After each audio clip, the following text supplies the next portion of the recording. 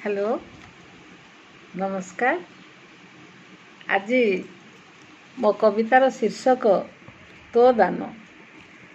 माने भगवान आम शरीर रे जेते सबू अंग प्रत्यंग देइछंती से समस्त अंग प्रत्यंग भगवानंकर केउ कामरे लागुछि ताहा मो कवितारे विस्तीर्ण भावे वर्णित। तेणु कविताटी टिके बड़ तथापि मु निश्चित आशा करी आपण माने मो कविता को प्रथम रु शेष पर्यंत धैर्यर सह शुणिबे।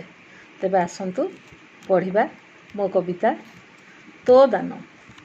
हाथ दुई तुही देइछु कालिया मुंडिया मारुछि तोते दुई हाथ टेकी समर्पी देउछि नजर रखिबु मते।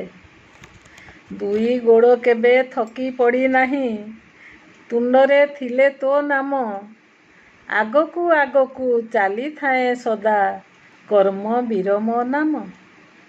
दुई आखि देखे तचका नयन सबुज सुनेली खेत दुखी रंकी साधु सन्थ महाराज पुरी पंडांकर बेत।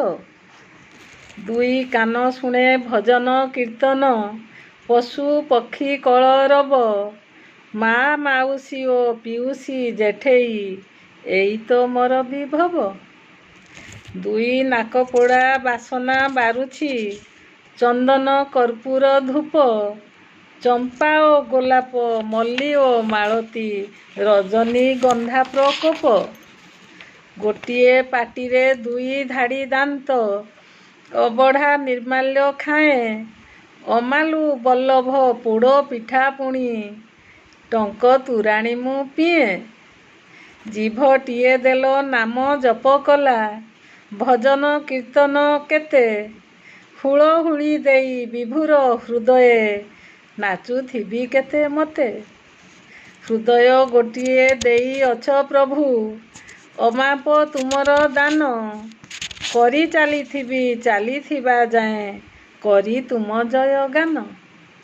दुईटी फुसफुस अतिशय सूक्ष्म उठुछि पड़ुछि छाती हृद बंद हेले आउ न चालिब सोई जीवी छाड़ी भित्ति। दुईटी ब्रुकक असना छाणुछि गुहारी करुछि तते मनर असना छाणी देबु तुही भरी रही अछि जेते। शुद्ध करी देबु मो हृद मंदिर आबिलता अपसरी मनरे मनरे जगन्नाथ नाम गाउथिबी भूरी भूरी गाउथिबी भूरी भूरी। से मधुर नाम जगतरे श्रेष्ठ मो जीवन हेउ धन्य गाई चालिअछि गाई चालुथिबी तुंडरे धरी से नाम। शुद्ध करी देबु मो देहर चर्म सरधा बालीरे गड़ाई खुंटी खाउथिबी अबढ़ा निर्माल्य बाईसी पाबछे छड़ाई। कि सुंदर तोर कालिया नयन बड़ बड़ चका डोला तुमे थिले मोर मने नाही भय काले बुड़ी जीव भेड़ा। तोते देखी देले मन पुरी जाए आनंद उल्लास जागे एधरा धाम को सुख शांति देबु आउ किछि मुन मागे आउ किछि मुन मागे।